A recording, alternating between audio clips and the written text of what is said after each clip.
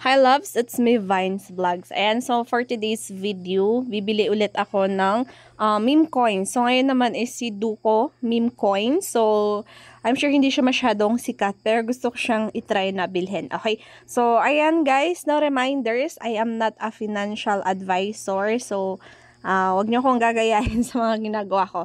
So this is for reference only. Or yan, for entertainment purposes only. Kasi itong mga memes na to na coins, ayan, tumaas, biglang taas, no?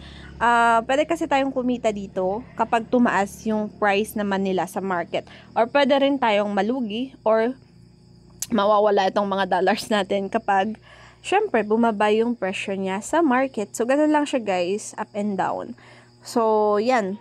Syempre, ayan, sa Phantom Wallet to, no? Ang dami ko ng meme coins na binili. Ayan, si Pong, si Brett, Pepe, si Bonk, and ngayon, dalagdag ko si Duko, meme coin. So, syempre, Phantom. And kailangan natin pala dito ng Solana. So, may Solana ako, pambili na naman. Pang-swap ko mamaya. So, first, pupunta ako dito sa Dex Screener. So, lagi kong sinasabi, yan, just in case, naghahanap din kayo ng mga ganitong videos, kailangan natin tong si Dex Screener, i-download nyo lang siya sa Google Play Store, at isa-search natin si Duko. Yan. Duko, and tignan natin, ito yung pinakamataas, which is gamit ko yung Radium Exchange, so yung R dyan. Yan, makikita nyo mamaya, pakita ko. Ayan, Solana under Radium Exchange, so, ito yung Duko. So, yung market capital nila is 27 million pa lang. Anyway, ayan, gusto ko parang itry. So, ito yung kanyang wallet address, yung contract wallet address. Ika-copy lang natin siya. Copy natin. And, syempre, i-check ko siya sa rug pool. Ayan, rug checker. Kailangan natin i-check. Tignan natin if okay siya. Yan. And then ito, yung solanatracker.io. Maraming ibang ginagamit pero ito yung ginagamit ko. So, enter token address lang natin. Yan. And, antayin natin. Isa-search niya si Duko. Ayan, si Duko. And, antayin lang natin lalabas dito. Ayan. So, Duko is Elon's cutest pet on Solana according to Grok AI. Ayan. So, check natin. Makikita natin yung risk score niya is safe. So, pass all tests, no risk factor found. Ayan, verified by Jupiter. So, kung okay siya, then, pupunta na ako sa aking Solana. Ayan, i-copy nyo lang wallet address. Ayan, contract wallet address. Pupunta ako sa Phantom ngayon. Sa Phantom, then pupunta ako sa browser. And then, isa-search ko yung Radium. Ayan, DeFi. Ayan, Radium DeFi. Sa-search natin yan kasi dito ako magsaswap. Yan siya. So, ito yung sinasabi ko kanina. So, dapat parehas dito guys, no? Ayan, Solana, yung meme coins is under Solana and then under sa Radium Exchange. Ay, tignan nyo baka magkapalit-palit yung mga, ano nyo. Wait lang, pakita ko sa inyo. Kasi yung iba, tignan nyo, iba, Duko, pero sa Okra Exchange ata yan eh. Ayan, Orca pala, Orca Exchange. So, magkakaiba. Kaya, check nyo mabuti. Ayan, so, dito tayo sa Phantom ko.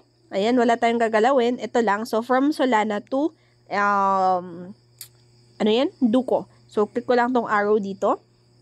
And, ipipaste natin dito sa search by token, yung address ng Duko. So, lumabas siya. So, meron. Click natin yan. And then, after that, ilalagay ko na yung amount. Magkano yung gusto kong i-hold dito na coins. So, 0.04. So, $5 lang yung ilalagay ko. Para yung iba, gagamitin ko pa sa ibang coins. So, pinagkakalat ko talaga yung dollars ko, no? So, 1997, 1,997 yung Duko na ma-receive natin. So, click ko lang tong swap. Manood kayo ng ibang tutorials ko nasa description box. Paano bumili ng from Gcash hanggang sa Phantom, hanggang sa pamili ng meme coins. So, andyan. Tsaka yung iba din na binili kong coins.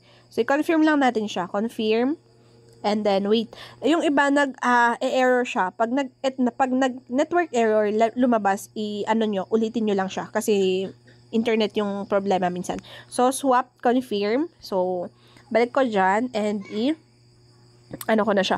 Actually, guys, yung 72 kanina to 73 na siya, 'di ba? Medyo tumaas, pero yun nga lang ang problema, pwede rin siyang bumaba. So again napaka unpredicted ng mga coins na to. So asahan natin kikita tayo or hindi. So, ayan na si Duko. Pumasok na yung aking Duko. Dito na siya. Under Solana na yan. At yung Solana ko, $10 na yan. $10 na lang siya. So, dalawa pa siguro na coins. Saan ko pa kaya bibili na 2 coins? So, experiment ko siya para tignan natin kung ano yung magiging result na to after 1 month. So, June 25 ngayon. Tignan natin after 1 month sa July, no? Pag ano nangyari sa mga coins ko na to. So, ito lang yung magiging puhunan ko. Hindi na ako maglalabas kasi ang $72 din. $72. Wait lang. Sa Google na lang tayo. Para ano ako. So, USDT to PHP.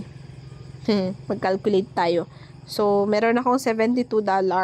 Ayan, so, umabot din ako ng 4,231 na puhunan ko dito sa pag-hold. Ayan, 4,000 plus din yan. Yan. So, kaya ito lang. Tapos, meron pa ako sa mga ibang ano ko pala, mga ibang wallets ko.